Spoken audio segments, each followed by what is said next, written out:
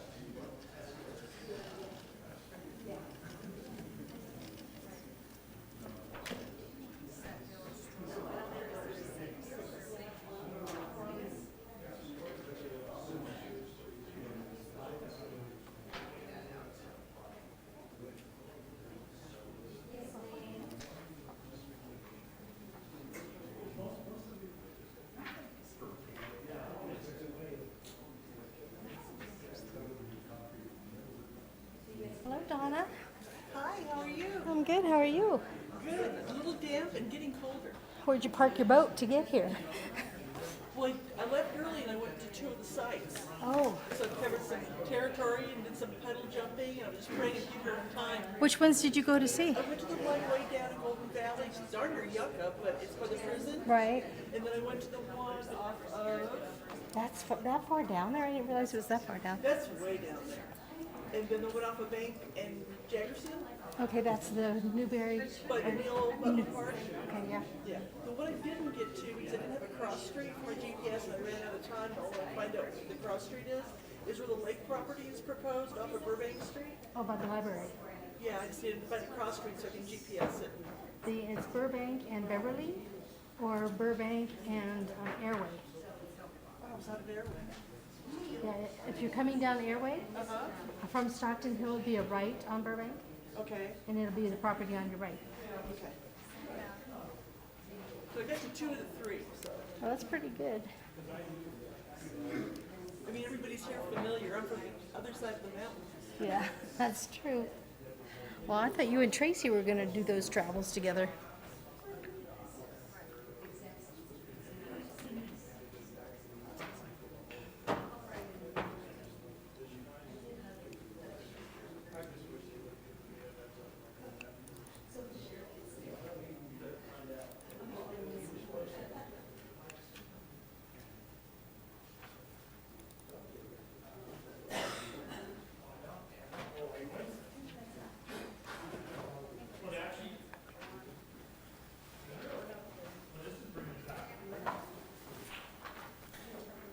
Because the planning zoning commission. Mr. Chairman, I'm glad we're not doing the tour out there. I would ask you the locations before we got here. Yeah, sorry for, it was being late. Yeah, running around.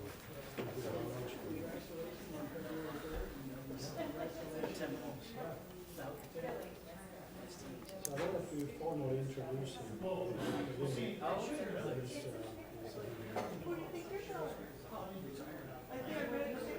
Driving into the sunset, in the paper. There you are. Yeah, and the other one. How many of these do you have? How many of these do you have? I got the one on my desk that you left me earlier, so. Okay. This is from today. Okay. Thank you, ma'am.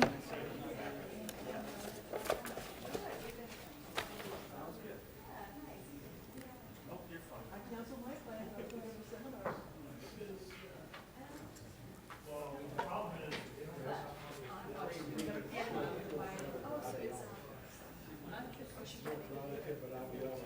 I almost getting here.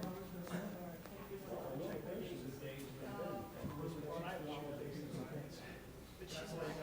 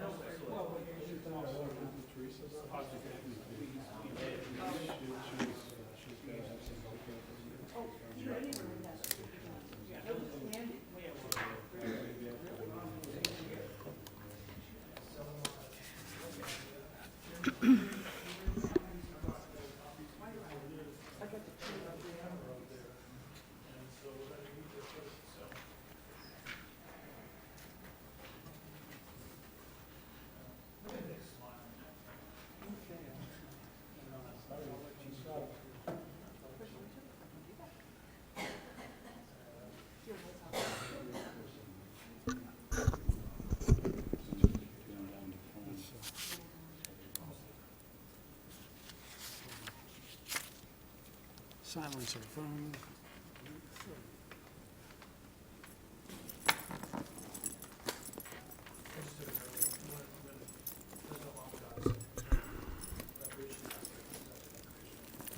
I got to call the meeting to order. And would you lead the pledge?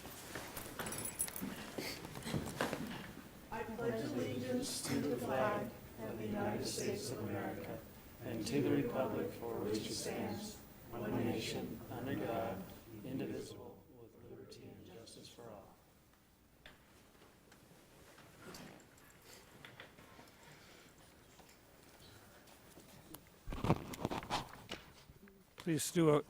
Please do a roll call. District 1, Tracy Langley. District 2, Donna Hill. Present? District 3, Jean Hepler. Present. District 4, Billy Tedesco. Present. District 5, Sam Scamardo. Thank you. We have a quorum. Thank you. Take a moment to put the floor over to Nick Hunt. Thank you, Mr. Chairman, and I appreciate the opportunity to introduce Tim Walsh. He is the new director of Development Services Department. And as you know, it's a big department. We have several divisions. I think last counted about 6. And but for his role here, it's in the bylaws that the director is actually a member of that committee, but not a voting member. But the director's role is to advise the committee and also provide support, provide any support that the committee may need. So that was my role, and that's going to be Tim's role. And Tim is probably the best person the county could have selected for this job. And I just wanted to, this is my last meeting. I wanted to introduce him. And I'm in the process of turning over. He's pretty much in charge of everything in development services as we speak. And thank you very much. And I don't know if, Tim, you wanted to say anything. Just appreciate the opportunity and look forward to working with you all here. And as Nick said, happy to provide whatever support you need. Well, on the record, I'd like to acknowledge the support that Nick and his staff has given us so far. There's some big shoes to fill. I know that I've worked with you when I worked with the county for the 12 and a half years, and it's been enjoyable, and we're going to miss you sorely. But I think that the young man that's sitting next to you that's got to be filling those shoes, I've worked with Tim over the years too. Particularly I was up in his building the last about year I was there, and I look forward to this committee working with you and helping us achieve the results that the board wants. So I don't know if any other members have any questions. Okay, thank you. And I don't see any public members. I mostly see county staff. So.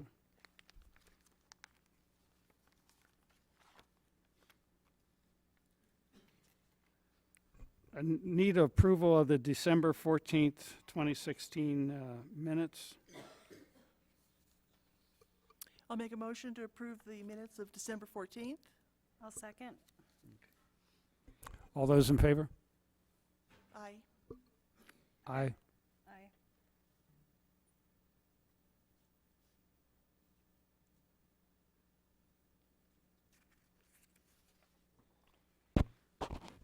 Under old business was discussion of kennel criteria. I'll open the floor for that. And I think we have not only with us the needs assessment that was done for the county in 2007, but we are also looking at the animal shelter guidelines for standards of care in animal shelters that was provided to us. And we just recently had another needs assessment that was done for another agency that we are going to be able to use, but at this time we haven't had the time to really review it. But at our next meeting we can make comment to that needs assessment. So I'll open the floor to discuss that area.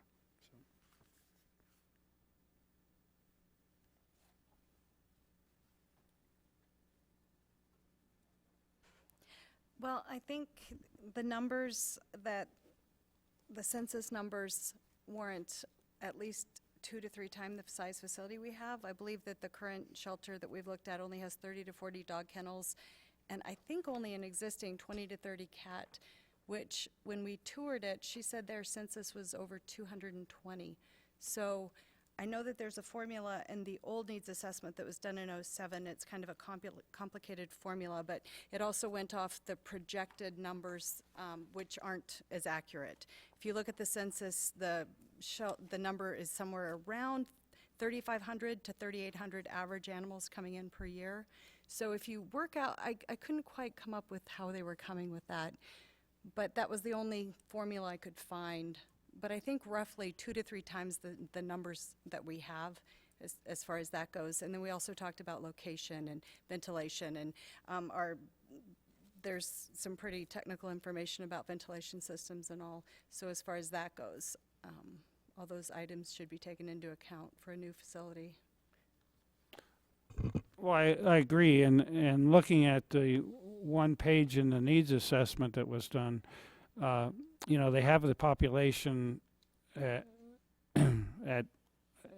2015 at 280,000, and Chris gave us the population, and it's not even at that. It's around 204,000 right now. Right, and the projected numbers for number of animals is way off too. Yes, and so I mean, right now we're around 8,120. Mm-hmm. So, I mean, that's something that we'll work with as we look at the size of our facility and stuff. And its numbers are broken down where our intake right now is about 8,120, 4,872 dogs, 3,248 cats. So, but then what you have to look at is how long the animals are staying there, and that coming up with how many kennels and stuff that we need. But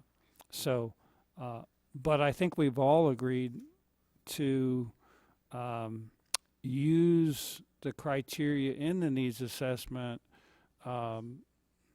as a standard to move forward with roughly what we need, but minus modification to that number. Is that an agreement? Agreed. So I think we're still in agreement there. But what was interesting to look at the guidelines for standard of care in animal shelters, it's the Association of Shelter Veterinarians, and it was a 2010 study that was done. And you look at page, I'll let you get to that document. This Tim, and we're looking at this. What page? Page 7. Got it. And it talks about the facilities. Did you find it? No, I didn't. Oh, thank you. Share. But it talks about the design, facility design and environment. One set of guidelines recommend that at least 10% of the facility housing capacity should be made available for isolation. And that's one thing that's lacking in our facility right now is isolation. So we need to, as we look at it, one criteria is to look at isolation. for both cats and dogs. And, you know, it talks about, you know, that no, on the second column there, it should be readily cleaned and disinfected. So it's, you know, epoxy floors, nowhere in there should be plain concrete. It should be able to be cleaned. And no tithering. And then they talk about cats, particularly cats and noise separation. And that's, I think, where we originally talked about if we can try to separate the cats from the dogs as much as we can. And then if you look at page 8, it does talk on the first column there that says, however, the size of each primary enclosure must be sufficient to meet the physical and behavioral parameters described above, at least 2 feet triangular distance between litter box, resting place, and feeding area, and not be shown to act adversely, or areas has been shown to adversely affect feeding intake of cats. So putting a cat in a little cage is what we're going to try to stay away from as much as possible. And then, again, on page 9, it talks about surface and drainage, non-porous. You should have epoxy and then have good soft bedding for the animals as much as can. And then heating and ventilation and air quality, again, trying to keep the animal near normal body temperatures, and it does set parameters there on that second page. That's there. And then lighting, on page 10, it talks about lighting. When artificial lighting, try to be natural as much as you can.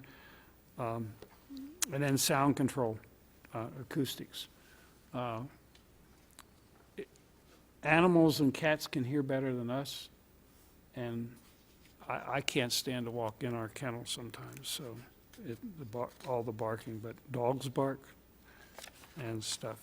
But again, looking at this is saying that we can't build a Taj Mahal, but try to build something or modify something or fix something that is going to be conducive to humane treatment of the animals that we have. Not saying that we don't put our effort to reduce the population as much as we can, but care and humane. And these are just some general guidelines and standards that are out there that we need to try to look at. And I think they're covered in the needs assessment very well. So, but it's just another guideline that's given us some parameters to help us look at that and help the board members look at that. Is there any further discussion on that?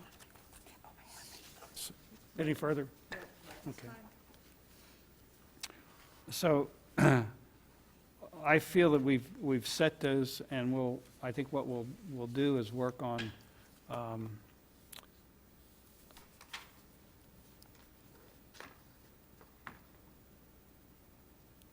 open the floor for a recommendation to agree to the needs assessment and using that, and with this as backup. And then we'll add anything on the other needs assessment study, because that's more up to date. I agree. I'll make that motion that we use the needs assessment as a guideline as well as the standards of the 2010 study and other assessments as guidelines Okay. and resources. Okay. And I'll second the motion. All those in favor? Aye. Aye. Aye. Motion carried. And, I forgot, did you have anything that you wanted, do you have any issues with that? I think I'm glad that the committee made that choice. That's the best way to establish some standards, so we're setting the goals. And I'm sure that based on that, we can proceed in the right direction.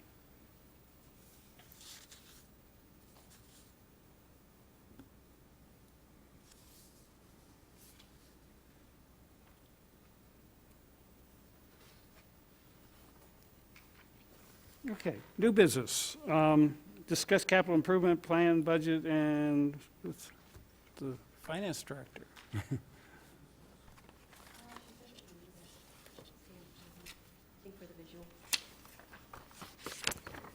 Good afternoon. You should have received a handout that is a two-pager. It's in very small font, but there's a lot of information to go over, and I don't want you to be overwhelmed by what you see. We'll go over these very, very, very preliminary ideas one at a time. In terms of what we're capable of, what the budget is, there's no budget set aside right now for animal shelter improvements, additions, anything going on right now. One of the first options that had been discussed was to do fundraising. This would be private fundraising. And we would need to partner, get board approval, essentially, to partner with an agency that would be able to basically manage that and manage the donations, whether the donations would be turned over eventually in cash, or whether that would be turned into an asset of some sort, of building a facility, and the facility donated to the county. But whatever term that ended up being, the Board of Supervisors would need to approve that, and a majority approval would be needed. So in that situation, I mean, we did look at I forget the number, it's the Arizona statute that's under the 11251's, I think, item 62, that allows us to do capital improvement fundraising. So if a nonprofit wanted to step up to come to the board and say, I'll volunteer to do that, to be your fundraiser, that could happen, possibly. Yes, Okay. yes. And then that would help defray some of the cost.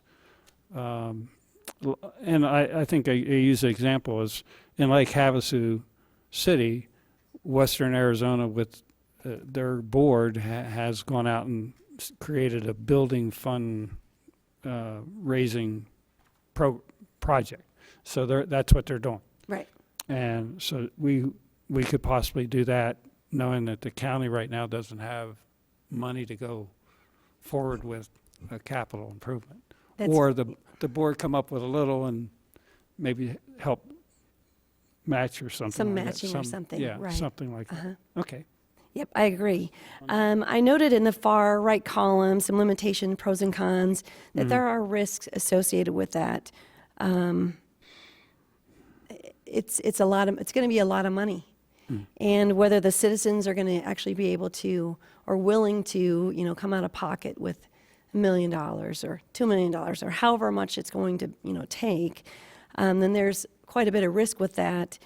And it does place quite a burden on the nonprofit entity that volunteers to do that. So those are some important things to note. Well, I know that we have some citizens that are very verbal in this area and concerned. And, hopefully we can, it's not saying that if we can come up with something and come up with some rough estimate of what we need to either repair. Well, I know that we need to either go with new or go with a major remodel with what we have and to expand. But at that time, come up with some number that we can work with that both the board and if the community looks at, that would help us set some stake in the ground to work from. Yes. Does the county have a grant writer? No. I will say yes and no. Yes, there are grant writers that exist within a lot of the departments. There isn't a centralized grant writer, but there is a lot of talent within the departments that currently already write grants. So that could also be an option down the road To to find pursue. out if there's grants available Oh, to help absolutely. to fund this. Okay, thank you. So in speaking of the agency in Lake Havasu that's currently going out, then there's an opportunity to partner perhaps on number 2 with another agency that's already in that business or a private entity to lease a facility. We're already outsourcing the service, if you will. If we actually outsource the facility, someone else owns the facility, and we partner with them to just pay rent, essentially. So in that case, the county wouldn't be taking ownership of the facility. The county would not be exposed to the insurance and some of the risk. That would be paid, all that risk would be paid for, I would assume, in the cost of the rent. But it wouldn't be a significant outlay up front and would be paid for over a period of time. One of the challenges with that is that we currently don't budget for that. We don't set aside any replacement funds for that. So that, I'm assuming that that would need to come from new property taxes or new excise tax collections. So I've listed those and what they would require. A property tax, if we did an increase in property tax to pay for, rent of a facility, we would still need a majority of the Board of Supervisors' approval. If we increased that 1.5 cents, it would raise about $250,000 a year. Our current property tax rate is $1.96, and the maximum rate is about $2.47. And overall, there are some risks right now with property tax. It's a pretty stable revenue source over the long term, especially. But we have had quite a few value losses that are associated essentially with centrally valued property of some significant commercial businesses. And then we've got some that are pending, and they're very sizable. So you need to be aware of that overall in counting on that money. If we agreed to partner with a nonprofit or private ownership, and we chose to do excise tax, then the board would need to do a unanimous approval of that because we don't have a current excise tax except for a 1/4 cent for capital projects, and that tax expires in December 2019. The balance of what we have in that fund right now, combined with the next 2 years, has been dedicated at this time toward the reconstruction of the court facility in Kingman. So there would have to be a different direction that the board would need to go to in order to move any of that money to this project or any other project. And if they were able to come to agreement to extend that, then there's opportunity in that. In calculating overall, if we just raise the excise tax by 0.1%, then we could achieve $250,000 a year. Again, and I'm guessing at the 250, I'm just basically using a business model that businesses typically want to get a payback on their building in 10 years. That's a standard. So that'd be 250,000, times 10 years. Assumes no interest, none of that. That's just a flat times 10 is $2.5 million. And again, it depends on the size and the scope of the construction of the facility. If it's $3.5 million, then the number goes up. If it's $1.5 million, the number goes down. But that does at least give you, an idea of the type of revenue that it would take. We would certainly have to comply with the ARS that deals with both of those issues, and that's not a problem.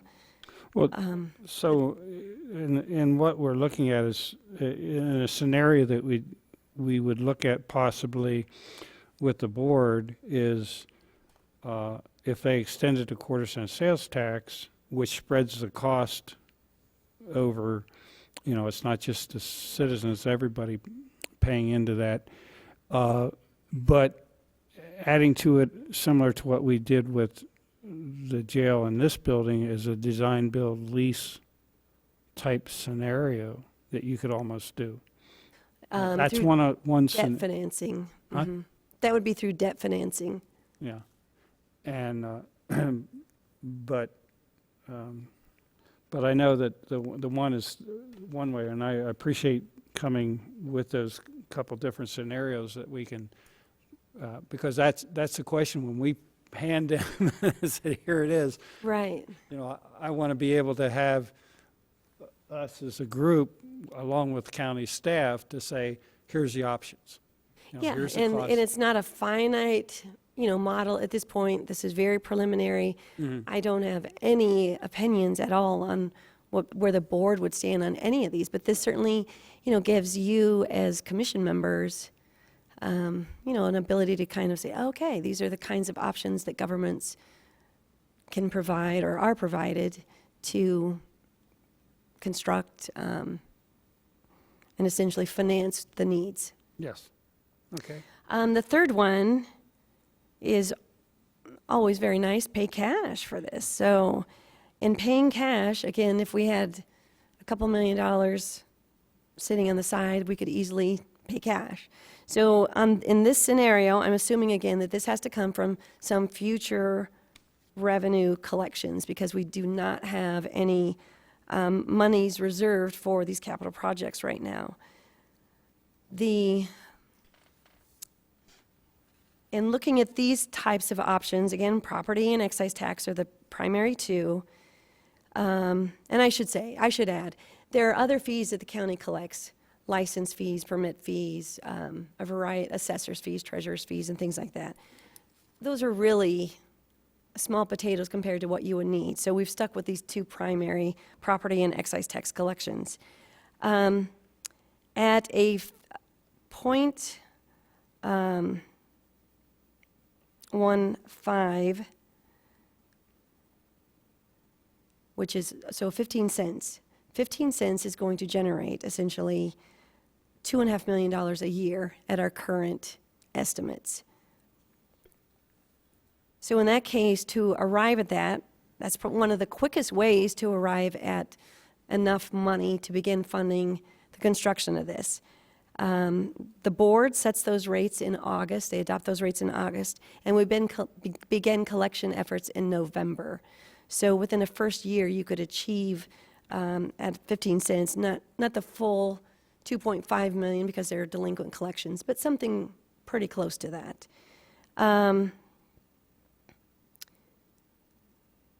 We are we are about 50 cents below the maximum rate. So the board certainly has the ability to include the 15 cents legally. On the excise tax scenario, under that, we would need to raise the excise tax from 1/4 cent another 10 percentage points in order to come up with $2.5 million. At the 1/4 cent, we currently raise about $6.3 million. And so it's just doing the math to come up with the difference of what we would need.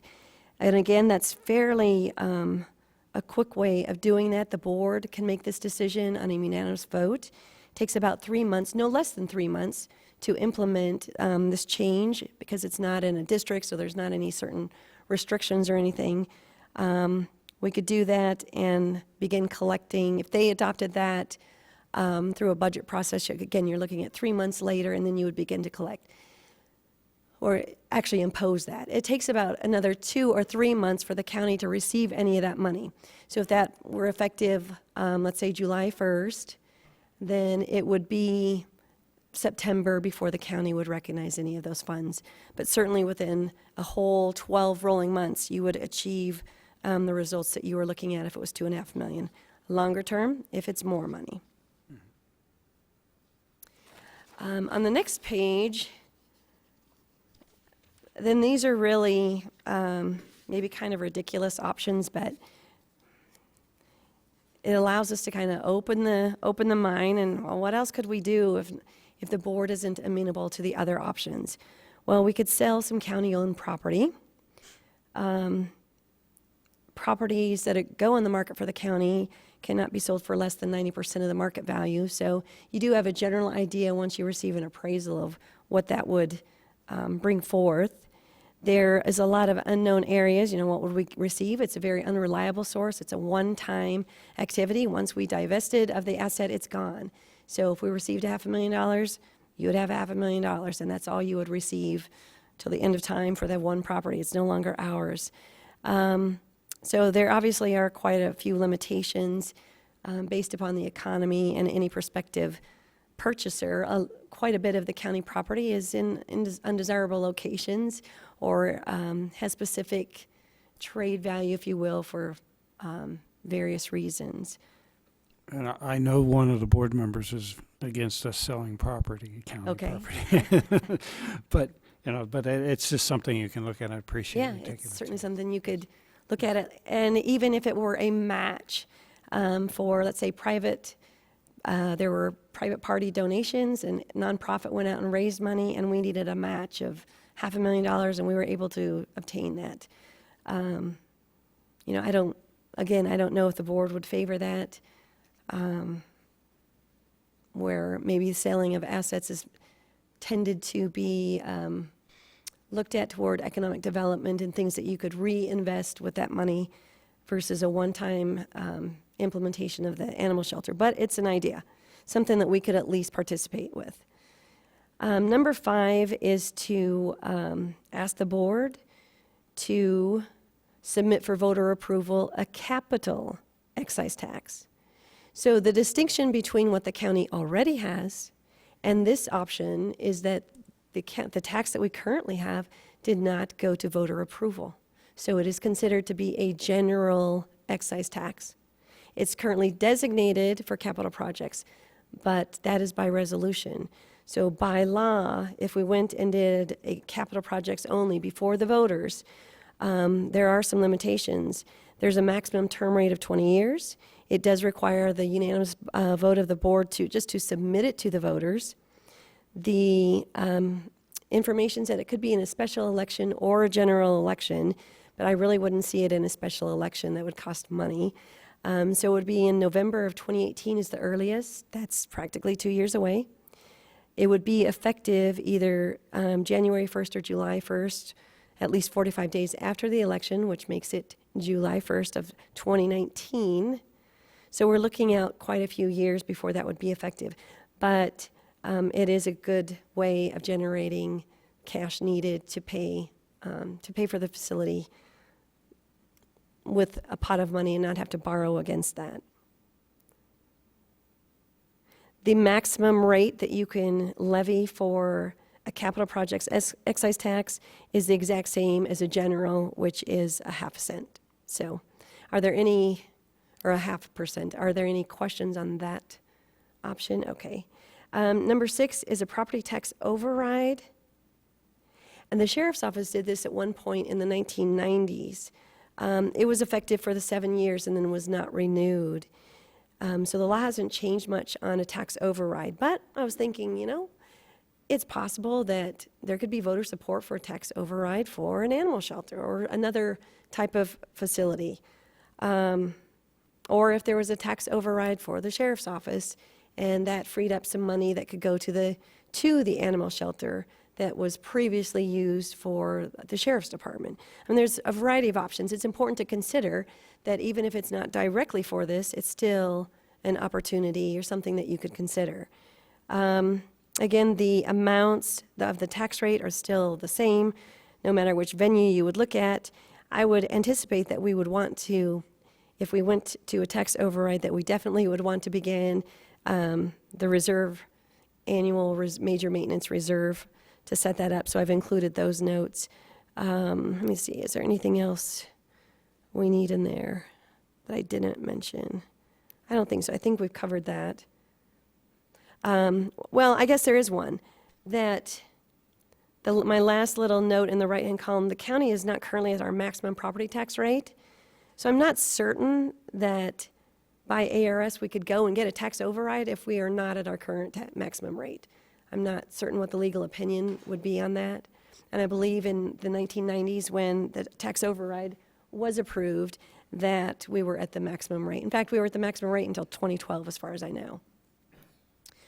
And then the last option, as Jean mentioned, the debt financing. Usually debt financing is submitted for voter approval. However, if we were able to use like a revenue bond, some of those are not subject to voter approval. We would have to get board approval for that, and then we would actually lease back the facility. It would go to municipal property corporation type of financing, which is through a separate entity, even though it's really Mojave County. But that's how that is accomplished, and we have some experience doing that. In which case, if we did have to go to debt financing, it's similar to the others, you have to have a revenue source guaranteed to pay to pay that. Otherwise, there's no value for the private entity to make an investment for you to lease back that building, essentially. So we would need to have a secondary tax, if you will, of about $0.015 to raise that $250,000 a year, again, using the $2.5 million over a 10 to 15-year time period. And the amount, again, these are not set. I'm purely taking, an estimate at just having a discussion item at this point with the $250,000. Right now, you should be able to obtain financing at about 3.5%. There's been some that are lower, and certainly if it is not backed by the county, it would be at a higher rate, at least 5%, I would estimate. So that brings to conclusion my initial thoughts on the types of options that you could consider. Open the floor for questions from the board members. Chairman Hepler, if I may, has the idea of possibly raising the animal tag fees or incorporating that into some sort of revenue generator? No, but that's one of the things we have to look at, but that brings up what's going through my mind right now. Looking at the needs assessment and, not only looking at if we improve the shelter and expand on it, you're looking at almost doubling the cost of the contractor or whoever Right. to run the facility. So that's another added expense that we have to kind of look at. Right. So I'm kind of leaving that over here for licensing and fees and boarding, because once we do this, you're going to have something to cover those costs. So it's a very good question, but that's where that's going to probably end up, the operational side of the house, that's where that's going to cover that. Okay? Do members agree on that? If I may just ask, Mr. Chairman, I believe all the fees right now go to the city, so that could be also a discussion that, getting part of the fees. And I think that there were some discussions about that, but that could be continued. It would be just a little piece of the puzzle, I understand, but Well, I don't know where it stands right now. I know that when I was with the county and dealing with the animal shelter, the city of Kingman had a contract with us for us to collect their licensing fees and stuff. And my understanding now that what I've seen in documentation is the city has taken that back. They are collecting the licensing and stuff. But my understanding, we are still sheltering animals, not that many, because the chief of police has decided he's using the kennels that he has. He has a couple kennels behind his station over there, and they're keeping some animals there before they bring in. You're nodding. Am I correct? Or I'm not sure about you are correct on that Kingman is now collecting their own fees. mm-hmm. I'm not sure about the police department having their own kennels. I believe they have some. Yeah, they have some. So what they're trying to do is if they have an animal, they're trying to keep them for a day so the owner can pick them up, trying to reduce that number that they're doing it. So, but there is an agreement. I think that the contract probably needs to be looked at.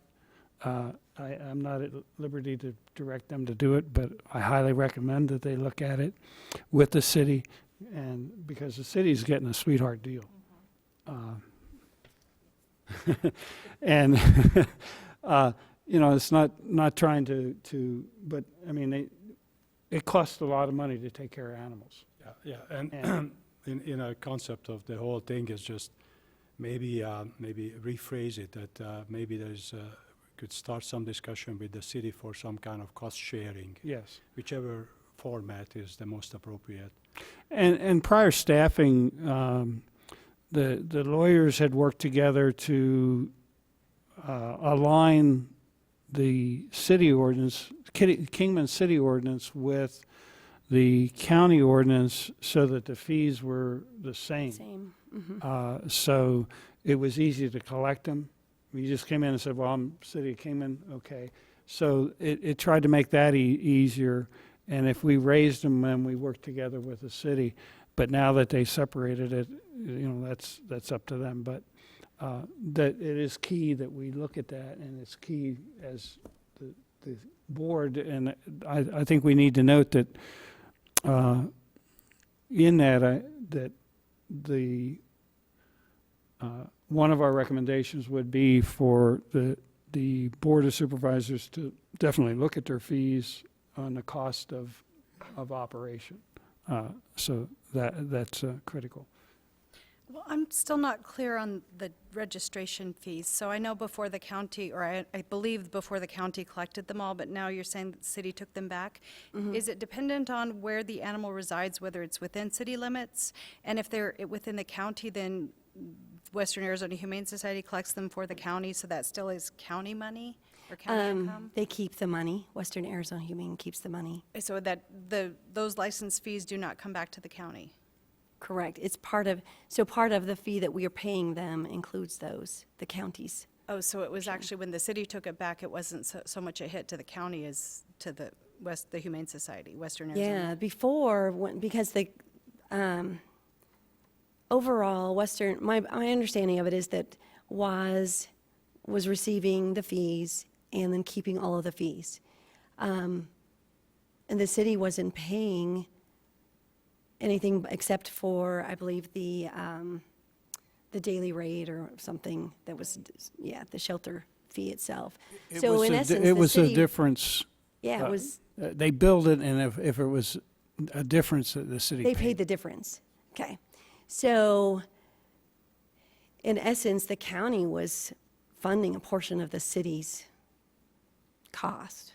Okay. So by separating the two, when the review was done last year, then saying, wait a second, either the city needs to pay the county for doing some of the management and administration side of it, Right. or the city needs to make a contract directly with WAS, just like the county has made a contract with WAS. So the city ended up saying, well, we'll do our own license and fees. We have people in place that can do that. So they elected to go a different route. Although I'm not positive. I mean, at one point,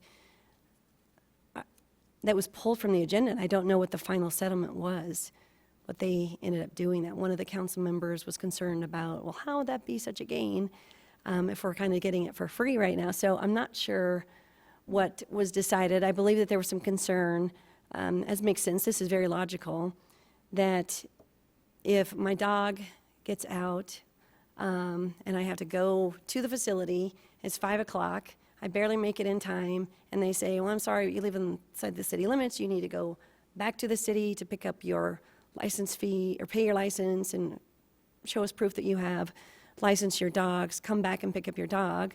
Well, what time, how late are you open? Well, the city's only open until 5, so you have to wait till tomorrow, and that's another day's worth of money. And so I think that there were some concerns about the logistics of that.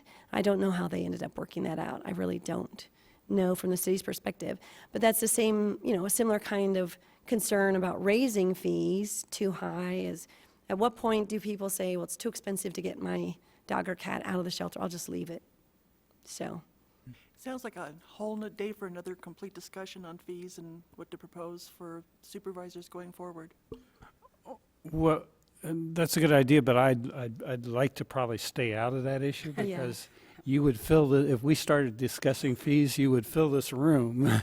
And I think that's up to the board. The board sets the fees. We just need to note that to cover cost, the board's going to have to definitely take a strong look at 2 items. How they deal with the city of Kingman and the cost there, and the fees that they collect. I know that when we initially had reviewed the fees for the animal shelter, it had been like 25 years since they had been changed, and they were raised a little bit at the time. The sheriff was responsible for going in front of the board, and then that changed to be now the county administrator has responsibility. So I highly recommend that we stay out of the you know, other than the fact of making the statement, we need to look, the board seriously and staff need to look at that. So, We'll let them do it. okay. Well, I agree with that too, and it's, when someone does have to go and bail their dog out, the fees, the registration fees honestly are such a small portion. It's the dog at large charge, and it's the so much per day, and it can be $200 or $300, and two, if it's an unaltered animal, then it's higher, and then sometimes they have to get them fixed before they get them back, so it could be $200 or $300. And the first offense, it almost doubles it. So the registration fees are a very small portion of that, but I do see that happening often where people just won't get their dog back, or they'll just have their friend go and adopt it instead Right. to get it back, because it's actually cheaper. There's way. Yeah, Yeah. yeah. But I agree with you that it should be looked at, and we should stay out of it. Well, I don't know how the contract is right now. I think it's still, one of the things that, why we, the county administrator and county staff tried to write the contract with Western Arizona some leeway so that they could waive fees for adoption of an animal, but then it was a hit on Western Arizona. That was their money that they would lose. But one of the questions that was asked, that the less money that comes in from Kingman, or revenue that comes in from Kingman, the county eats that. So they have to make up that difference, my understanding, on the contract. So, I mean, it was calculated, here's what this cost, or here's what the revenues are and what your contract is, and it was dependent on a certain amount coming from the city of Kingman, revenue from the city of Kingman, if I'm right. I don't know. Unless they changed it drastically, that, because It was changed this year, okay, so. yeah. But, so knowing that they didn't have that revenue is probably not in the contract that much. So, And if the facility were, this facility is a Mojave County facility, obviously not a Kingman facility, so if it were located in Bullhead City, then that would change, you know, the agreements as well. any other questions? I really appreciate the effort that was put into this. It really gives us a good idea of some of the options and what's available, so that we can include this in our package to the board members and say, here's your options. And it gives us a good idea. So I appreciate it very much. I can clean it up or add, subtract, you know, as you wish. Yeah, and I think when we're going to come up with some estimate, because, you know, going back to where the board members made their motion for us to look at it, is first kind of give them an idea, and the board kind of agree that here's, you know, some parameters, and then they get an architect to look at it and what's going to be the cost to do that. So I really appreciate Carol. You're very welcome. Thank you. And if you probably have a lot of work to do, so if you, I don't think we're going to have any other questions that if you need to leave.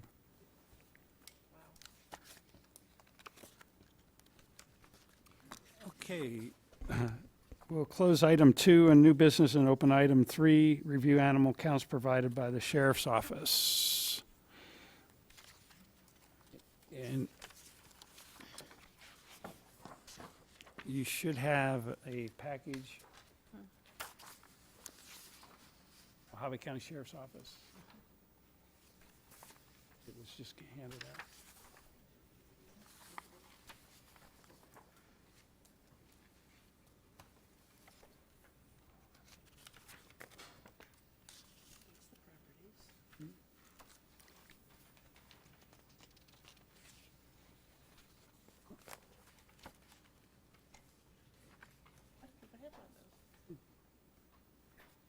They're paper clipped together.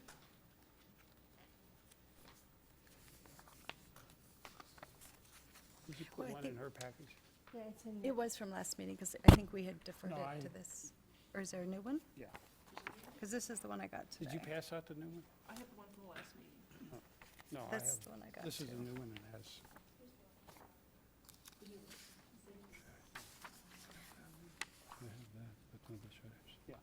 This has it.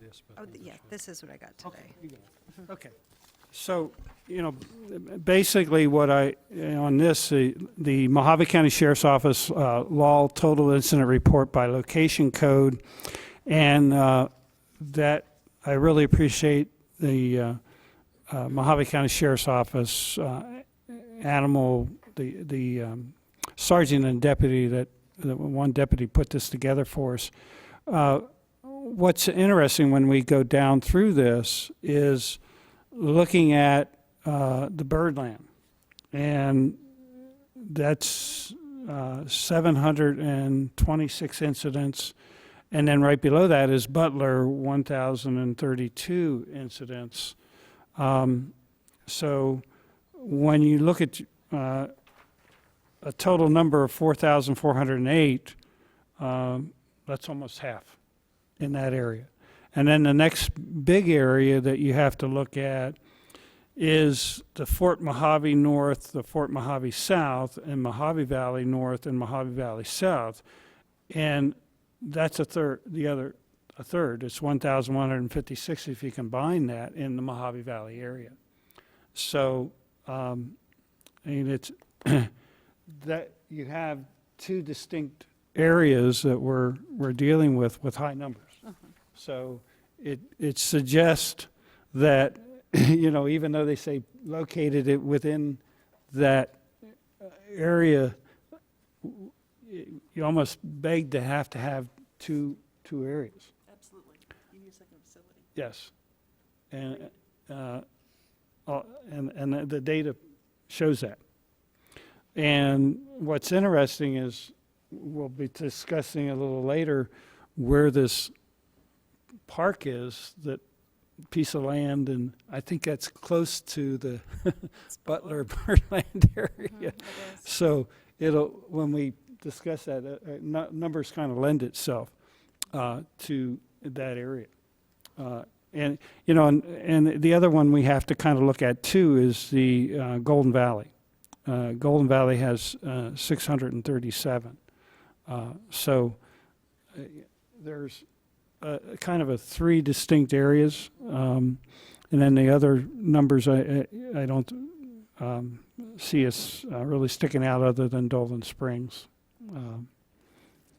and Havasu doesn't have a lot. Desert Hills has a lot area there, but Well, I believe if it's within Havasu city limits, it would go directly to WAS, and it wouldn't be a county issue, correct? right. Same as Bullhead city limits? Yes. Okay. Yes. Although we do, they have a tendency sometimes, what I found in discussing with the Mojave County Sheriff's search and rescue coordinators who have responsibility of the animal control, sometimes there's a tendency to call us at night with an animal that we end up taking care of because the Kingman City staff isn't available. So we do that's how some of those calls come in that we handle. Can I just ask, what is identified as an incident? Does this mean that an animal, that they went on a call for a certain thing, or that they collected an animal, or what It's not constitutes an incident? It's not so much a collection, it's a call. Okay. And the call can vary. It can be a barking dog, it can be an animal at large. So, I mean, we'd have to dig into all those reports to figure out what, where, and how. But it just gives you an idea of the Where call. the issues are. Yeah. Okay, because, I mean, that is very telling, as well as the numbers of the actual going into the shelters, so that makes Well, sense. I think you're hitting on a very good point, is with this number, now you can look at the number that are going into the shelter and say, okay, if I respond to an incident, Right, how many of those incidents, is it half or a third or right. that are going in? So it'll give you a little bit more breakdown statistically of where that's at. So Okay. that's a number we're going to have to look at. And I didn't do that yet, but we as a group kind of need to look at that and saying, okay, how many animals are going in and how many or on the calls. So, Okay. and I think if I'm remembering numbers that I was looking at, well, if we look at the 8,120, they're in intake, Right. and there's only 4,408 incidents. There's definitely a lot of animals going in by the public, Right. or multiple animals going in on a call. Right. And like when you have, and I know, I'm aware of, while I was still working for the county, we had one incident where a member of our community had like 50 cats. And so you have one incident and have 50 animals. Right. So, and that's happens many times where you have one incident and it's 20 dogs or 30 dogs or 40 cats. Okay. So that's how some of those numbers get up. So, Okay. yes. Do you know if these numbers include the calls that go into the animal control from directly to Kingman City or Lake Havasu City or Bullhead City? Because they also have animal control, Now, these numbers are just the county. the counties. Yeah, just the county, the sheriff. That has nothing to do with Bullhead or Kingman calls for animals. So, but they do have some calls in here where you have, I think it's the inside Bullhead city limits, and then Lake Havasu, I think they had one. Havasu handles theirs pretty good. So, any other discussions on this? Question. Yes. So if we take the report from the county and we get a live release or the breakdown for the shelter release by month, we could compare the animals they've taken in compared to the report. Mhm. So if we could get this broken down by month as opposed to quarter, we could do the comparison. So I guess my request is if we can get this. Well, the only other thing we could do is add. We have breakdown of by month here, Correct. and we can take and add the months together to come up with a And do it quarterly. quarterly. Do it quarterly. Okay, That would be probably easier to do. easier. You know, and I actually tried to do that. Is there any way, you said we can't get another report, the one that, we only have this through June. That was the one we had last time, and we got that again today, but we have the last 6 months that we don't have the county numbers. And because I actually tried to kind of correlate the numbers from the census reports that I got from WAS with this, and I couldn't, the numbers just aren't the same. So I was trying to come up with a monthly one just to get an idea of the average. I do think 3,800 going into the county shelter is probably pretty accurate, and that's an average, which has actually gone down. Several years ago, it was even higher. But is there a way to, is this, you said this was all we could get? That's all they provided. Okay. Mr. Chairman, can I ask a question? Yes. Would the incidences that involved animals, that wouldn't always necessarily mean that the animal went to the shelter?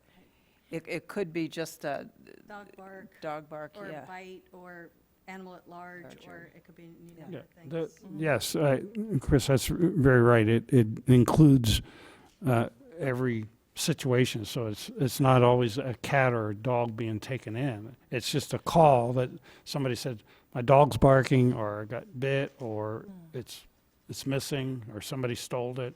It's just responding to a 911 call or a call into dispatch. All right, so some of those just could be conversations with the Right, owners themselves. yes. I guess it's more indicative of problem areas, which, and, you know, honestly, I do a lot of trap, neuter, return, and homeless cat issues, and I can tell you that I spend 80% of my time up in Butler and Birdland area, because it's a high turnover rate for rentals, and sadly, people tend to just leave their pets, and then they just have litters everywhere. So, and that's where I've spent most of my time helping people with their outside cats.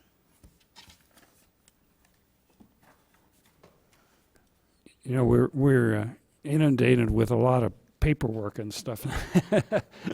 Yeah, It's a little overwhelming. yeah, it's a little, but anyway, I'll try to take this and put this into where do a quarterly, so we can look at it, and I'll hand it over to the clerk so she can pass it out to us before the next meeting. Sounds good. Okay.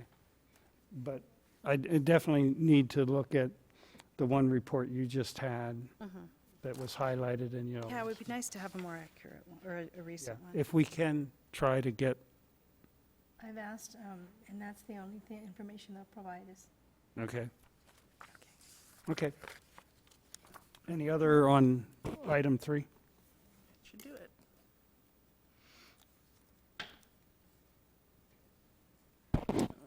it. Move on to item 4, review current population statistics. And we do, at our last meeting, we were handed by Chris the July 1st, 2015 population estimates.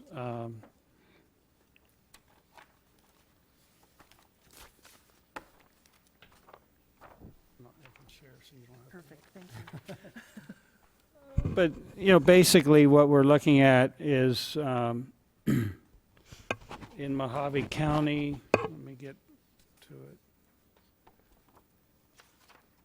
Right now, they're estimating our population at 205,716, and probably adding a little bit to that. So we're, you know, right in around probably 2008 right now. So I don't think our population has been grown that much in the last year. Chris, you seen any other estimates? The estimates from DES are the ones that we pay most attention to, and I think they're estimating us right now at a 2.5% growth rate per annum. Okay, so 2.5%. Okay, we'll calculate that in.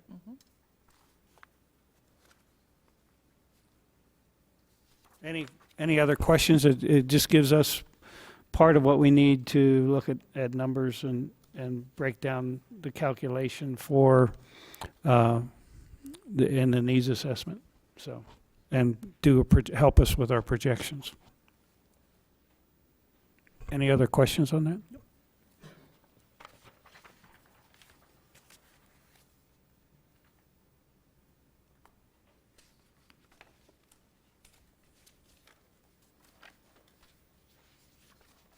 Okay, I'll close item 4 and move to item 5.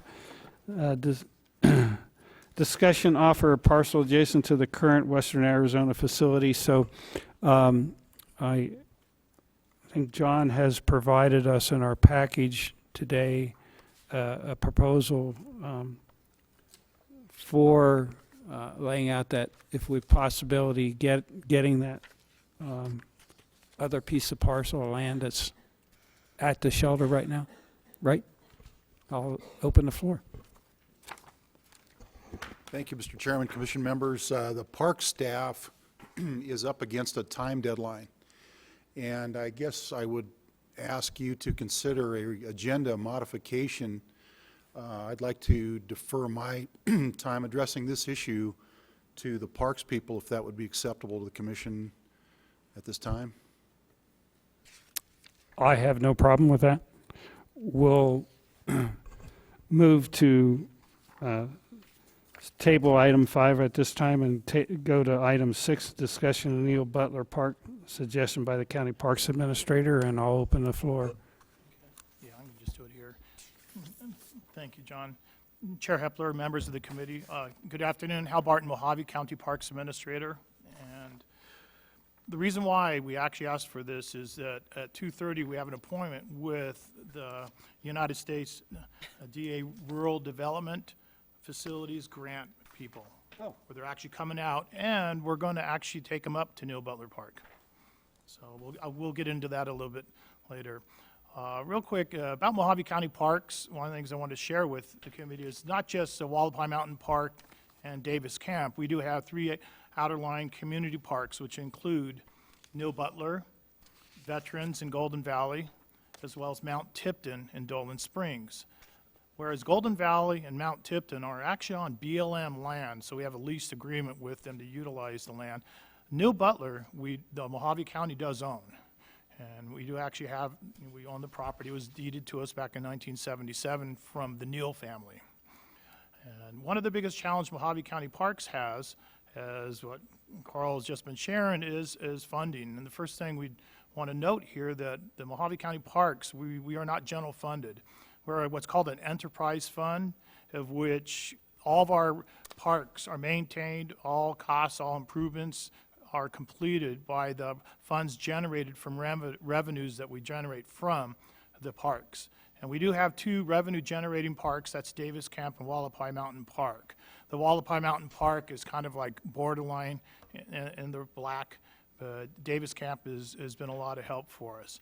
The biggest challenge we do have is the community parks, is how can we improve them, because the community parks have been pretty much run down for a lot of years. And I have an article that was printed in 1987 in the Mojave Daily News criticizing the conditions of Neal Butler Park and how come nothing's done with it. And that was 30 years ago. So when we came on board, my parks planner and I, the first thing we're saying is how can we do some improvements to these community parks? Because they are used. The residents do use them. And so we're looking at trying to get creative. And when we were told that the Casnac the committee was looking at sites, it kind of rang a bell. It's like, wait a minute here, we have maybe potential, we could offer a solution. And I did speak to Mr. Nick Hunt, and he thought it was a very viable alternative, and so here we are today. And so what are the advantages of going to Neal Butler Park? Well, after review of your 2007 needs assessment, it did give you site recommendations to look at. And some of those that we're looking at that we are in compliance with are centrally located to a population that is served, located in a vicinity where most animals are found, centrally where most calls originate. And here again, these are all out of the needs assessment. Visible to passing traffic, which would be both Jagerson as well as Bank Street. All utilities available, and we're very fortunate, even within the park, we do have electric, sewer, water already there. We do have good drainage on that park, constructible soils and topography, as well as the neighborhood for being tolerant to barking dogs. The proposed situation that we'll show you in a second, which was also included in your packet, directly to the north is a substation and vacant ranch land. To the north as well as to the east is also vacant ranch land. Now, we do have obstacles that we'll have to overcome if the committee so desires to recommend us to the board.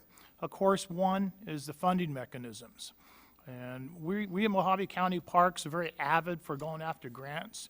We have an excellent grant writer here to my left, Jeremy Palmer, who is my parks planner, that has been successful in getting us grants. We also have to adhere to the deed restriction and work with the Neal family, because in the deed they did state that the land that they donated to Mojave County would have to remain for park usage, and this is a little bit different, so it'd be an amendment. I did speak to Mr. Robert Taylor on it, and he felt that that was very achievable, and we could handle that one. In addition, it will require, brings back memories, a general plan amendment, as well as, I believe, Chris, an area plan amendment, as well as a rezone and then a special use permit for the final design and approval. And what I'd like to do then is have my parks planner, Jeremy Palmer, kind of go over the site design that we came up, as well as also speak to some of the grants that we are currently looking at that possibly could be tasked to fund this project. So why don't we go on, if we could have that. Can we go up there or go here? All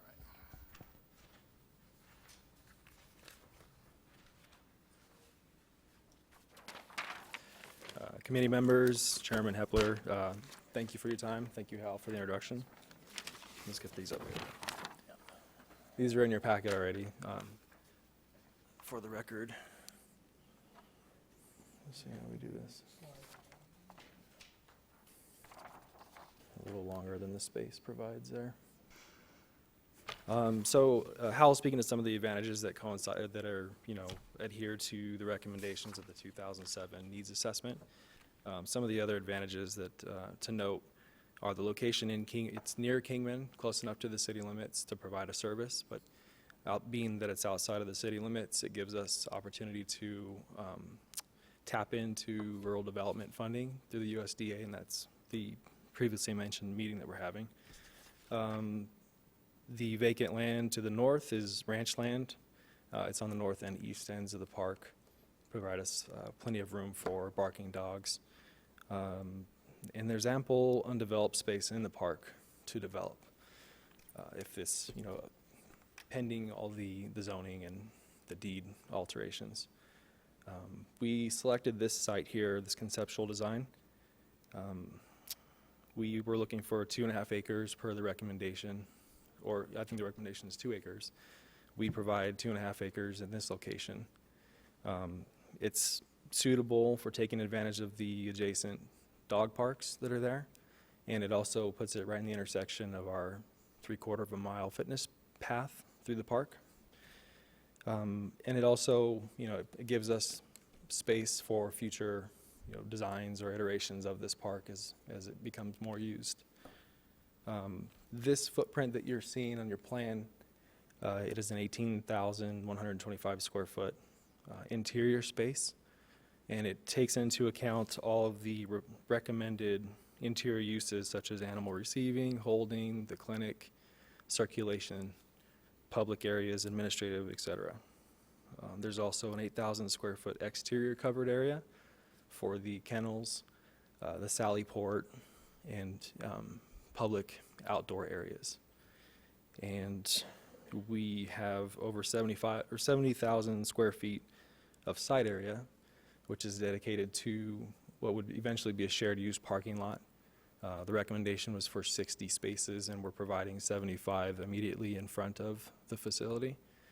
And then there's some adjacent parking for other park uses. This location, again, provides noise buffering to the residential areas on the west and south side of the park due to the parkland that will be there.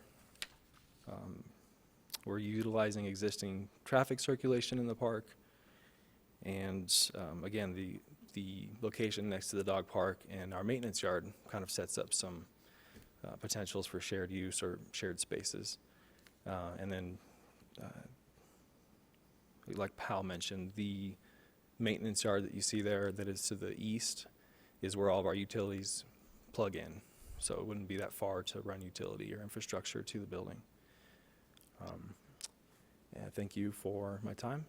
If you have any questions, we're available to answer.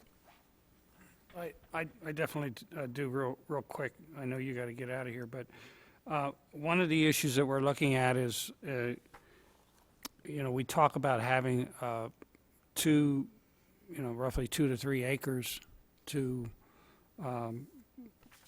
put something on, and it's nice to have the building and everything, but when you look at your design here to would be the west of the building, there looks like you have a trail that goes around. Is that the dog park? Yeah, the dog park, Chairman Hepler, the dog park is the fenced area that's the rectangular to the west there, and the path that would be how we would connect to the existing fitness trail. Because, we would almost need half of that dog park area for outside. My understanding is outside area. Outside exercise area. Yeah, outside exercise area. Although we could use some of the dog park for some exercise, but it's actually, when you look at there's some other storage issues and stuff, but, that's something, I appreciate the design. Let me respond to this. Chair Hepler, members of the committee, this is just a concept that we thought we'd bring to the committee to show how it could work. The acreage, if you need a little more acreage, we have it. The park itself is 18 acres. It is incredibly underutilized. It is nothing but dirt.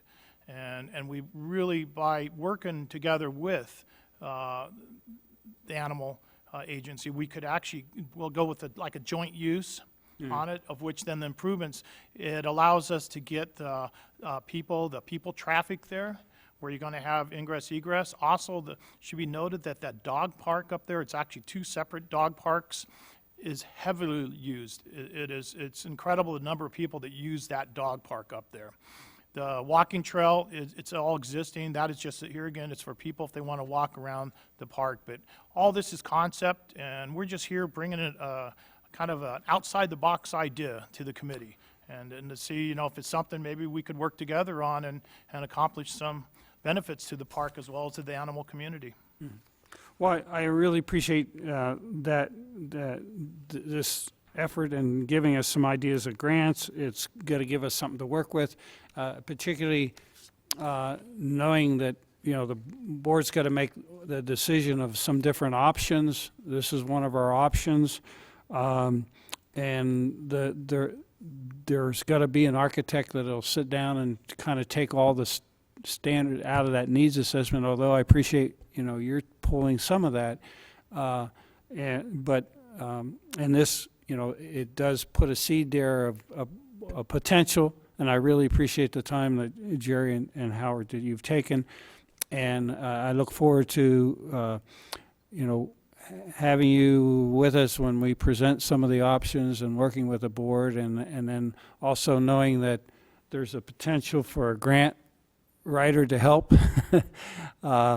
So, you know, both avenues of the animal shelter needs and the park needs, and trying to work together to do that. So it gives us a package that kind of helps us move forward on it, and I appreciate that. So I just had a question, if you could just kind of briefly describe, I'm not familiar with the rural development funds, what that might include, or what might be available, or? We, as we understand it, we've talked to them a few times about this project in there. specifically. Okay, They are for rural development for community facilities. okay, And so a dog shelter or animal shelter falls into that sort of box for them. okay, I'll look That's why- that up. I see it's in the packet too. in the second page of it. Right. Okay, thanks. They would work, it sounds like they will work with the nonprofit group Okay, to provide the funding Okay. on a grant basis.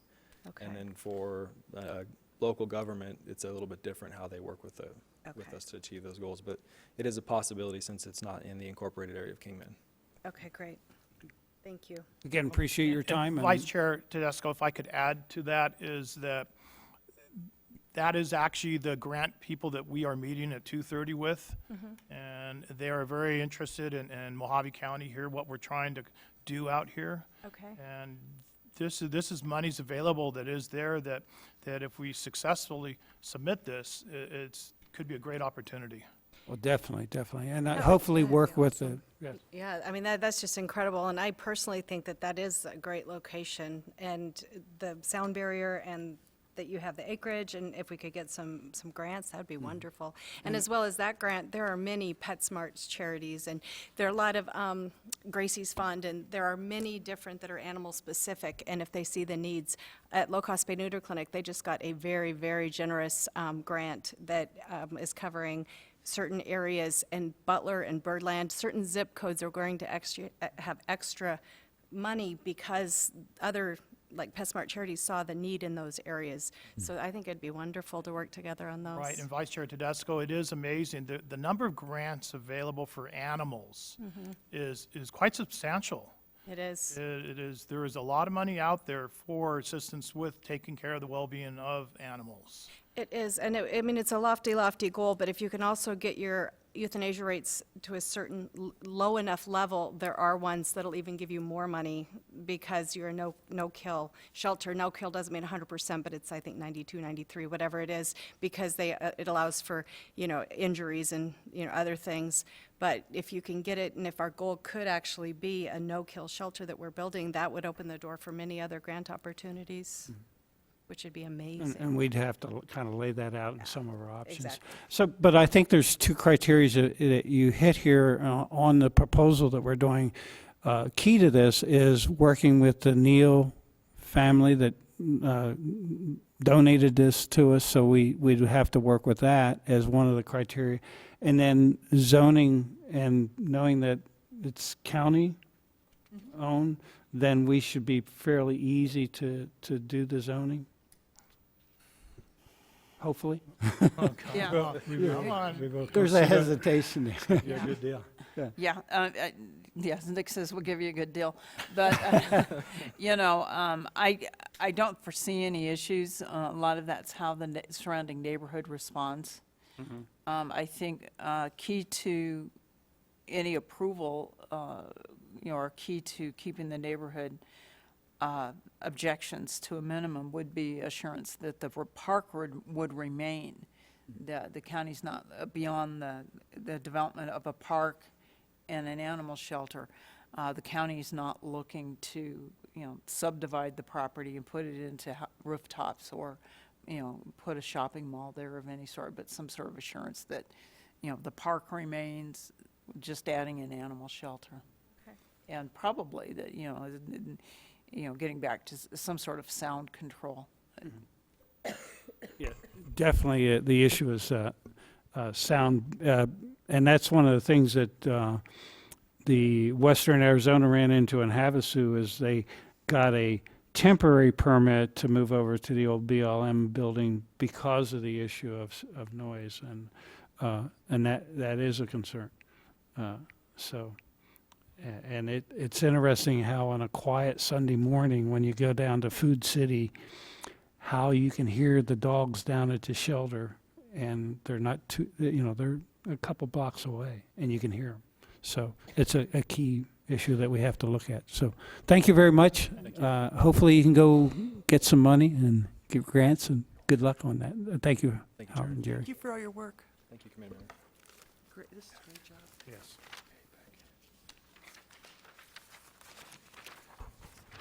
Okay, now we'll close item 6 and move back to item 5, the discussion of offer of parcel adjacent to the current Western Arizona Humane Society.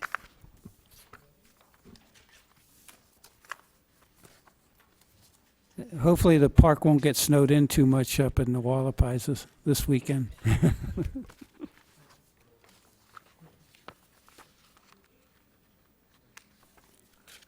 Okay.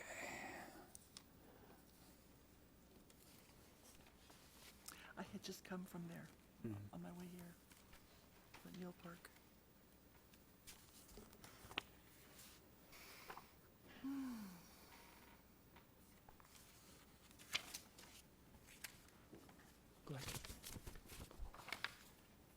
Open the floor to John.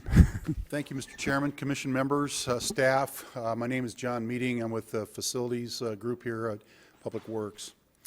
Back in, I believe it was the November meeting, you requested a study as to what kind of facility could be added to the lot immediately to the west of the existing animal control shelter on Buchanan Street.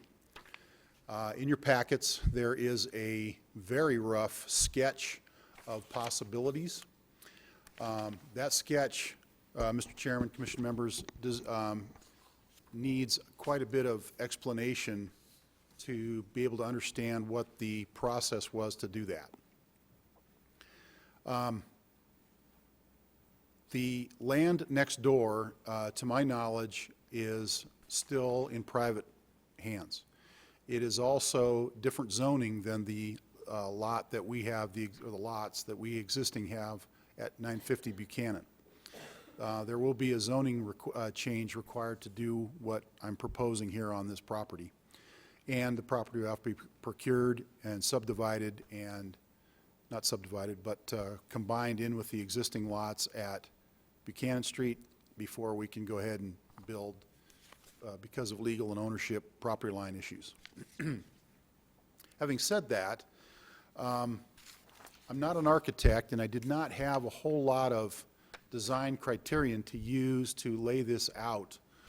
But in discussing animal control operations, or animal shelter operations rather, it was clear fairly early on that there are really two sides of animal shelter operations.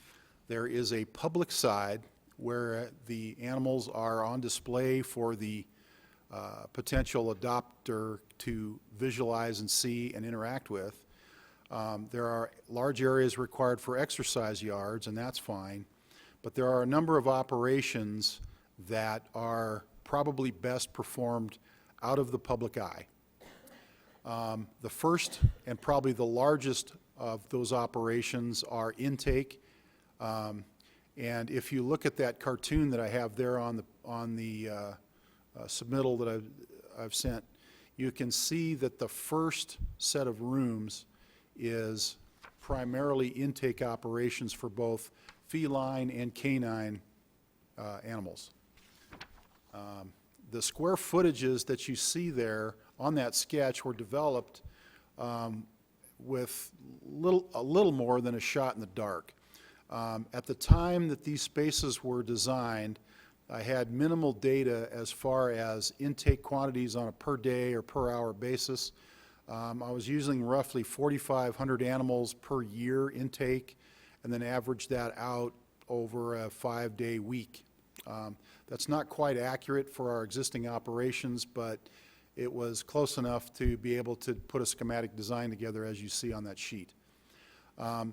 The cage sizes and the kennel sizes that you see there are generated from the data that was provided in the needs assessment and design recommendations that you have in front of you that we've talked about earlier in this meeting proper. So, make a long story short, and the big picture is the square footage that you see there in front of you is a rough estimate on what intake and initial treatment and isolation operations that are required for animals when they come in. Some are sick. The quantity that are sick is roughly shown there in the kennel count that you see on the drawing, and the same with feline. In addition, there are some medical procedures that are performed in the day-to-day animal control operations, including medical exams, treatment of various diseases, and of course, euthanasia. The medical room that you see there towards the west on that was not really partitioned off as it would be in real life, but it was just a square footage amount that kind of approximated the space requirements for the operations I just mentioned. Last but not least, there is a laundry facility in the existing facility, but it's running 6 and 7 days a week, 8 hours a day, and it's a little bit undersized, and the capacity of the thing it's up at the top. It's almost over capacity. Yeah, your point there is well taken, that where they almost need an industrial type operations. Yes, sir, they do. And that, with its associated clean and dirty storage areas in that drawing, are what we thought was reasonable as far as the square footage. So, backing up to even the 10,000-foot level, Mr. Chairman, Commissioners, that would be a rough guess at one solutions path for the existing shelter. Now, if you recall your tour that we went on back, I believe it was November, you will recall that in the buildings A and B that exist today, there are kennel spaces that exist on the north side of both of those facilities, and rooms and storage and other operation rooms on the south side of those buildings. What we would probably propose from a facilities perspective to maximize the usage of that particular piece of property would be the addition of the facility that you see on that drawing I gave you, relocating the office area about 50 feet north of its current location, close to the sidewalk that borders the parking lot. Okay? That is a modular trailer. It is pretty old, and its facilities condition index which is our judge whether we should be putting more money into it or not, is pretty high, and it's kind of lived its life. A new modular would be added. We don't feel that additional modular space in the office area would be warranted, because additional animals do not necessarily generate additional office staff. they generate additional worker bee staff. Now, yes, they would use a lunchroom and those kinds of things, restroom space, but it's not like an office building where more people make more square footage. So that is an option. Should that be contemplated, the front of both building A can be added on. We can add easily 14 more kennels to the front of building A, and should the purchase of land that is in front of building B allow us to move that fence line north, we could add a number of kennels there depending on how far north we move the fence line. So there is room for expansion of the public area, I'll call it, and there is room for expansion of the non-public operational areas as shown on that sketch. Now, in conclusion, I want you to remember that this is just one solution. There are other things that can be done with that property. There are other modifications that we can do with various combinations of demolition and relocation, et cetera, et cetera. So that was just the stab I took. I didn't really know anything more than what I've shared with you. So please don't consider that as a solution, an end-all solution. It's just one solution.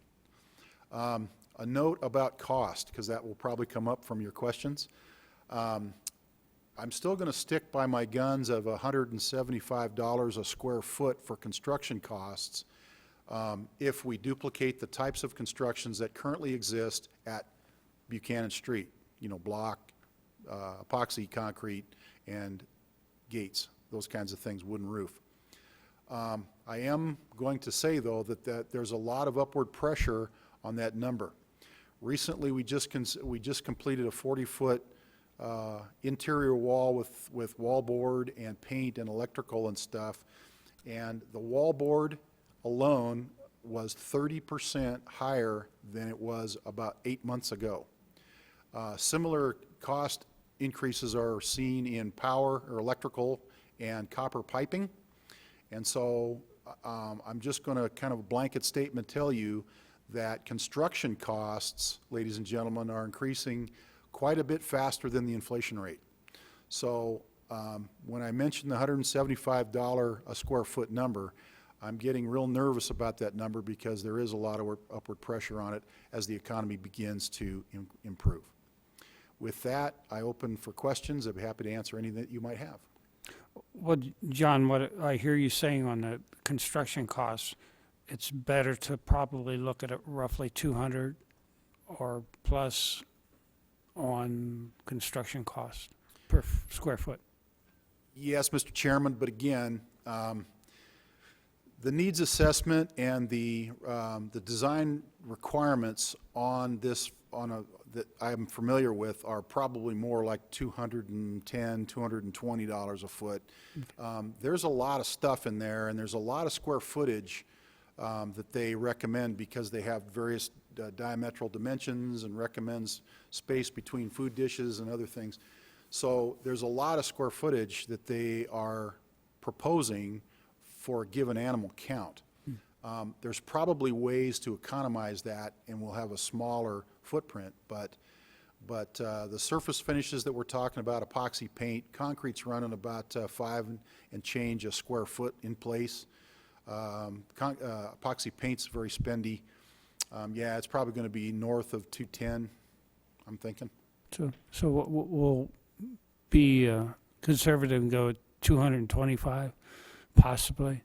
And I mean that somewhere between 210, 225 is what. And you know, looking at the numbers that the finance director gave to us, we're not looking at something next year, probably starting to dream about it. And you know, so you're looking at 2 years. But that's one of the things that I think appreciate you giving us an estimate, knowing that it is an estimate, and we have to go make a statement that we're going to have to depend on what the going market rate for construction at that time per square foot. Correct. So I appreciate it. I'll open the floor for questions from other members. I just was trying to, the train that's here it's pretty close to right around where this lot ended, from what I recall. Yes, ma'am. Okay, so It's it's, on the south boundary of the property. kind of goes around here. Yeah, okay. Because it's right. Yes, it definitely is. And just as a side note, I would like to keep in mind for our medical room, and this probably would be adequate size-wise, what you did put in, that we keep in mind it would be ideal to have a surgical area, have one room specifically to do spay and neuters there so that the animals didn't have to go out, would be a great thing too. Just a comment to keep in mind from that one. I don't really have any questions about this, though. Mr. Chairman? Yes. Can I address that real quick? Commissioner Tedesco, that medical room, yes. In fact, that medical room is a little on the small side. There was a number of, a lot of things that went into there. Yes, there's a surgical area, but not only that, there's a prep area, and then there's a recovery area. And the recovery area that's not shown on there Right. is relatively large because you're doing multiple medical procedures, yet you're not going out as fast as they're coming in because of the recovery issues that are for any given procedure. So a lot of what other kennels do, from what I'm finding out, is they'll use a portion of their isolation area because of the way the HVC and the other infrastructure is put together. They'll use a lot of that for overflow in recovery. They'll also use that a lot for prep, for surgical prep. So there's a lot of combined use of the rooms that are right adjacent to handle all that. So yeah, there was a whole lot of stuff going on in that little medical room. There is a bit, although I'd be surprised the isolation, if they're in isolation for contagious, diseases, then I wouldn't want to expose a pre-op or post-op animal to that, I guess. So, I mean, I can see maybe combining some uses, but for surgical post-op, I don't know. And you can do multiple, because, I volunteer at low cost, and we have the vet who we prep the animals for, and we'll be recovering, especially cats that are very quick. You can recover 5, 6 animals at a time. And so, yeah, you definitely do need the area, though.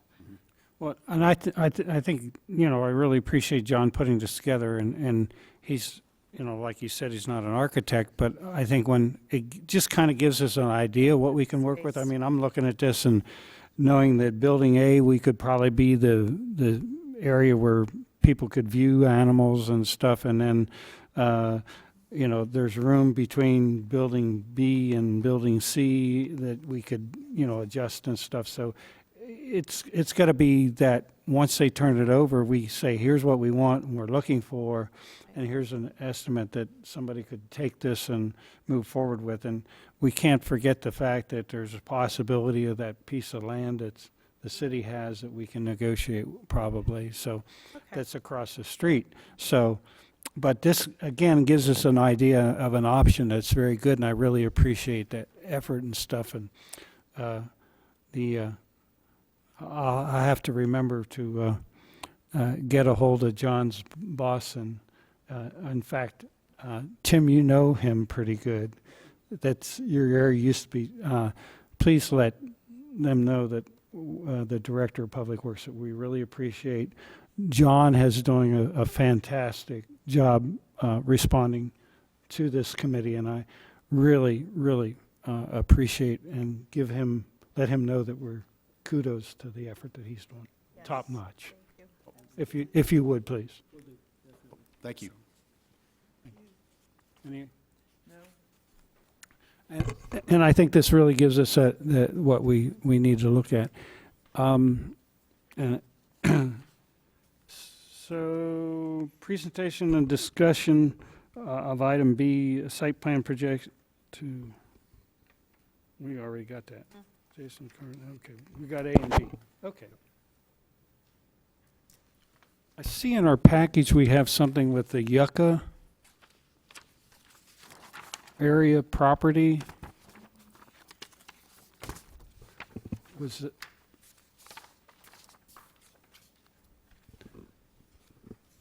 that a, Ms. Ballard said that was requested from the previous meeting. okay.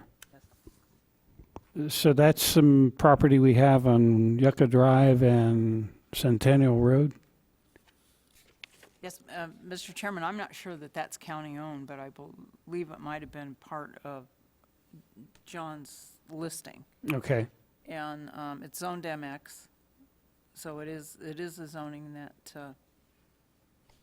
could accommodate a shelter. Access might be an issue. It's not very centrally located, and you know, the road network out there isn't bad, but it's central location issues. I went out there this morning. It's quite a distance Yeah.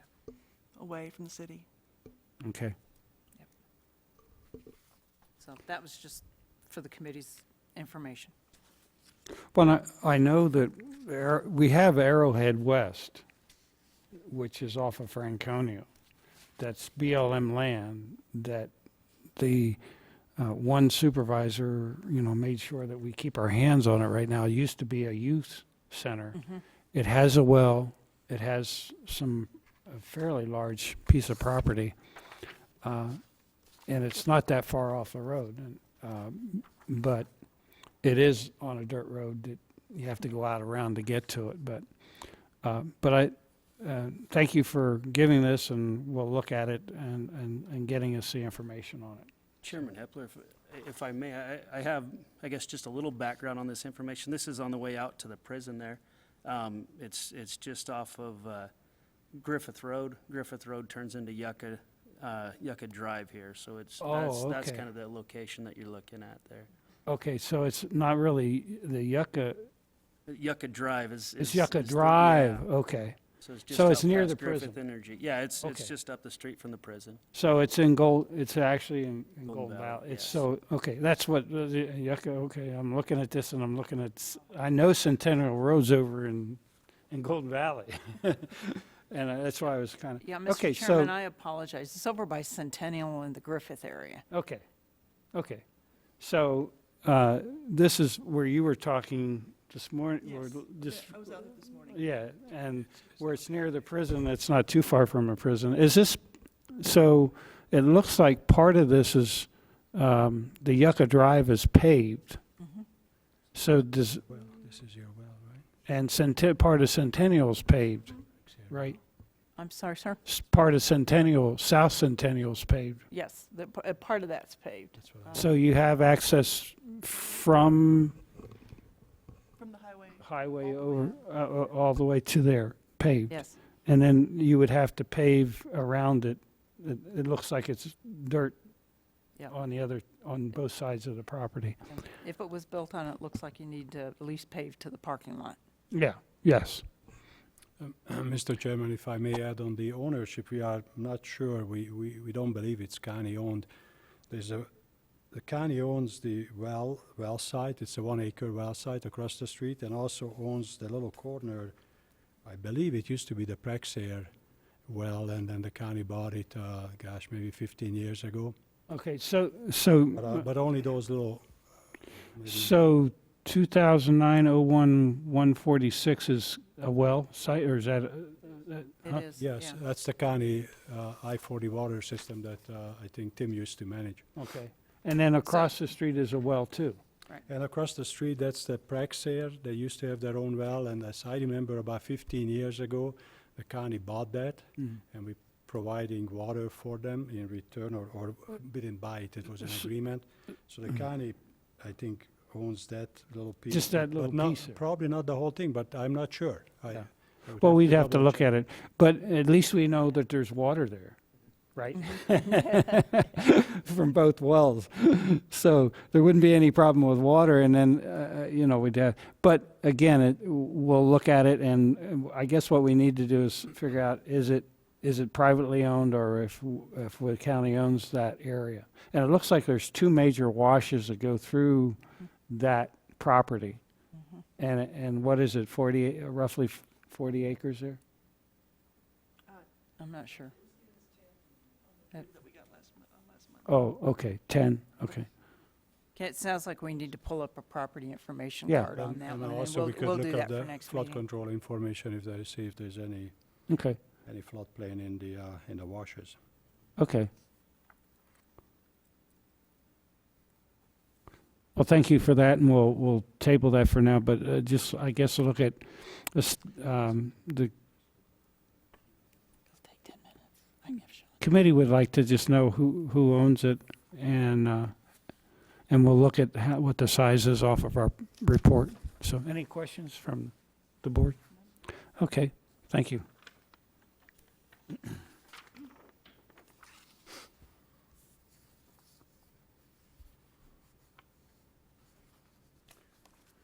And I better go to my notes.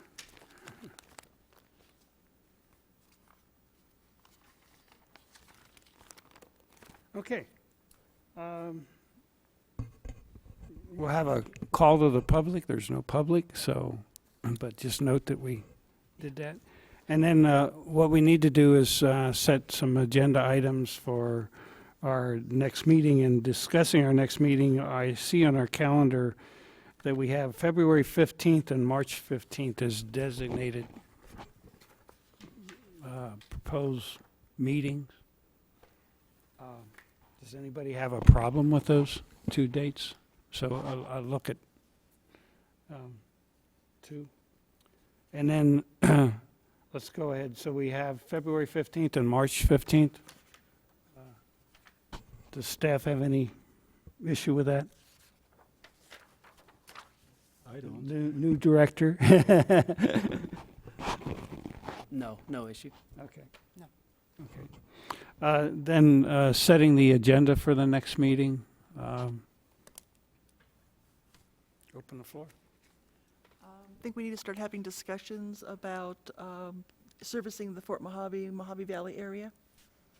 Okay.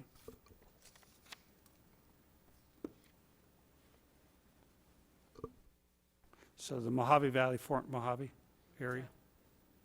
Okay. Specifically the sheriff's facility that was used prior down on Vanderslice. Mhm. And then there was another facility that was available for sale in Bullhead City. Oh, we have that in our, I guess we didn't clarify it in our agenda, so we'll definitely, in our agenda item, as item, so item one would be discussion of servicing the Mojave Valley, Fort Mojave area, and also probably pick up some of the Golden Valley area. We could do that. Okay.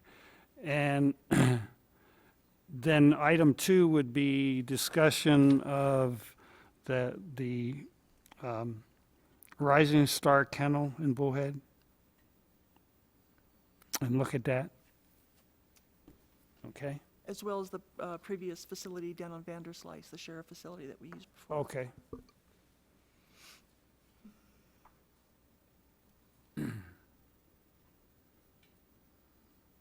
So, the Rising Star, discussion.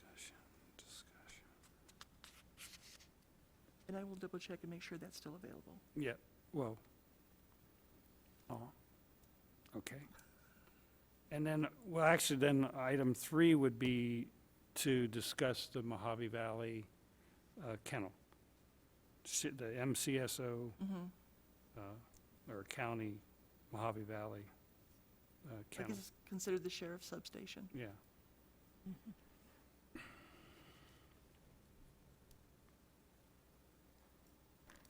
Okay. And on that, just a suggestion for staff, for ourselves, but I wanted to remind Tim on the Mojave Valley substation, probably need to look at the septic disposal, because that was at the limit. And so what is the status? And I don't remember exactly, but our manager, Colin Patillo, could give you an update and maybe bring it to the meeting.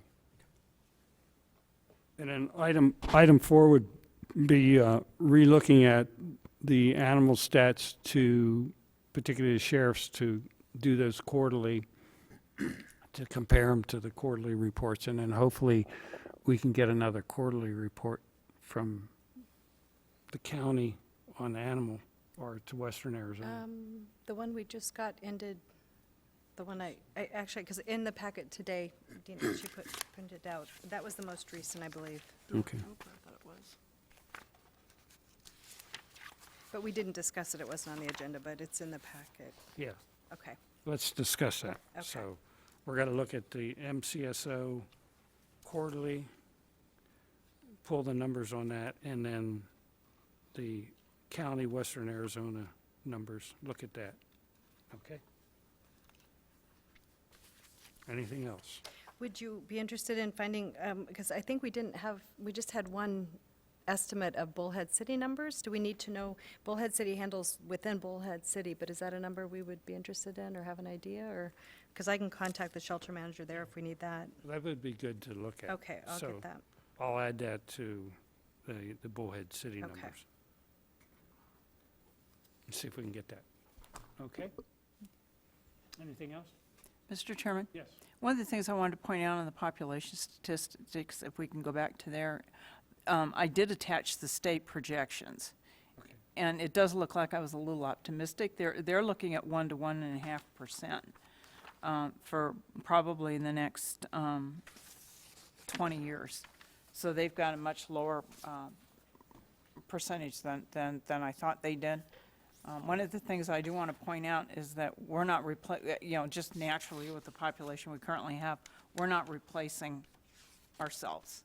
Our death rate is higher than our birth rate. And so we're relying on migration for any growth we have, as well as to offset that difference between births and deaths. Is probably why we're at such a low growth rate. Yeah, if you look at the, what Chris is referring to in that sheet on population, it shows changes in our population, and it shows birth and death, and it's definitely rising higher because of, if you look at the breakdown of our population, a majority of it is the senior population, us seniors. Yeah, we actually have an inverse pyramid. Uh-huh. So we're supposed to be like this, we're actually like this. And I am partially responsible for that. Well, I think I am too. So. Okay, well, thank you for that clarification, and we'll make sure that's in there. Anything else? So we'll adjourn. I'll make a motion to adjourn. Second? All those in favor? Aye? Aye. Aye. Aye. Okay, thank you very much.